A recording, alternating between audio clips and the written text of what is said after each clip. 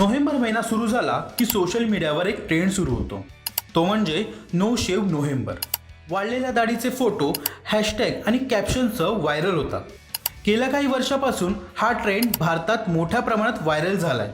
पण या ट्रेंडचा उद्देश काय आणि त्याचा इतिहास काय हे या व्हिडिओतून आपण जाणून घेऊयात. सामाजिक उद्देशाने सुरू झालेला हा उपक्रम आता एका सणासारखा साजरा करतात. महाविद्यालयीन तरुणांपासून ते कॉर्पोरेट ऑफिसमध्ये हा ट्रेंड फॉलो केला जातो. अनेकांसाठी ही केवळ एक फॅशन किंवा आळशीपणातून मिळालेली सूट असते. केस कापणे आणि दाढी करणे असे प्रकार नोव्हेंबरच्या 30 दिवसात केले जात नाहीत. पण या ट्रेंडचा मूळ उद्देश म्हणजे प्रोस्टेट कॅन्सरबाबत जनजागृती करणे. या ट्रेंडला पाठिंबा देणारे पुरुष दाढी किंवा केस कापत नाहीत. त्यातून साठवलेले पैसे या मोहिमेसाठी दान केले जातात.